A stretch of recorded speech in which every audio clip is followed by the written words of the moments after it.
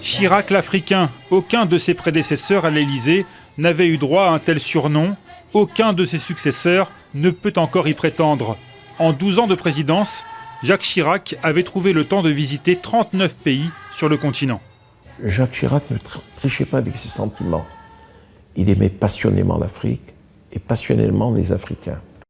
Tout au long de sa carrière politique, Jacques Chirac aura tissé les liens les plus étroits avec l'Afrique, dont il se disait l'un des plus fervents avocats. La France affirme son engagement en Afrique.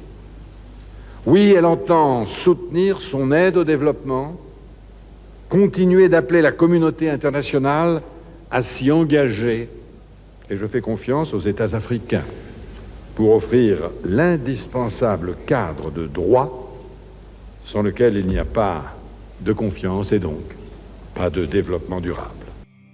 Lutte contre le sida et le paludisme, annulation de la dette. Quand la France de Jacques Chirac plaidait en faveur de ses anciennes colonies africaines auprès du FMI ou de la Banque mondiale, elle bénéficiait en retour de leur indéfectible soutien diplomatique.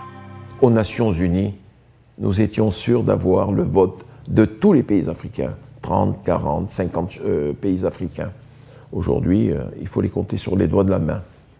Et pour maintenir ce fameux précaré français en Afrique, Jacques Chirac profita longtemps des services de Jacques Foccart, l'incontournable et sulfureux ancien conseiller aux affaires africaines du général de Gaulle.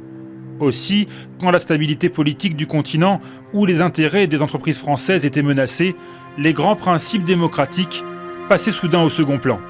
Et la phrase qu'on a retenue le plus d'ailleurs dans l'histoire de Jacques Chirac l'Africain, c'est « l'Afrique n'est pas mûre pour la démocratie ». Et tout cela à contre-courant au fond des opinions. Comme à Tunis, en 2003, le président français y donne un blanc-seing on ne peut plus explicite au régime autocratique de Zine El Abidine Ben Ali. Le premier des droits de l'homme, c'est de manger, d'être soigné, de recevoir une éducation.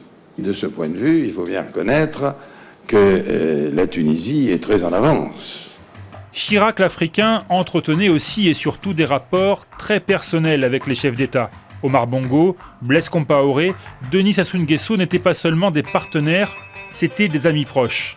En 2005, à la mort du célèbre dictateur togolais Yassine Yadema, Chirac avait émis cette phrase à l'époque « La France a perdu un ami, j'ai perdu un frère ». Une phrase qui avait fait sursauter pas seulement les Africains d'ailleurs, mais aussi les Français. Et dans les semaines suivantes, Paris ne cachera à aucun moment son soutien au fils Gnassingbé, élu dans un climat de violence sans précédent au Togo. On savait qui devait être président, qui devait succéder à ce président. Quand on voyait que, je ne sais pas, l'état de santé n'était pas bon, on préparait le successeur. Il a assumé d'une manière absolument sincère, avec une sincérité déconcertante, ce qu'on appelait la France-Afrique. Avec les rumeurs de coups tordus, les rumeurs de coups d'État orchestrés depuis l'Élysée, l'affaire des mallettes d'argent qui circulaient entre les palais africains et l'Élysée. Jacques Chirac enverra aussi plusieurs fois l'armée française sauver des régimes amis, en Centrafrique en 1996 ou au Tchad en 2006. Mais en pleine guerre civile ivoirienne, le gendarme de l'Afrique est pris entre deux feux. En 2003, la médiation française est un échec. Quand Jacques Chirac fait ses adieux aux Africains au sommet France-Afrique de Cannes en 2007, la donne a changé. La vision chiracienne héritée de la guerre froide a fait long feu. Dans un monde multipolaire, l'influence de Paris s'effrite. Les relations entre la France et le continent entrent dans une nouvelle ère.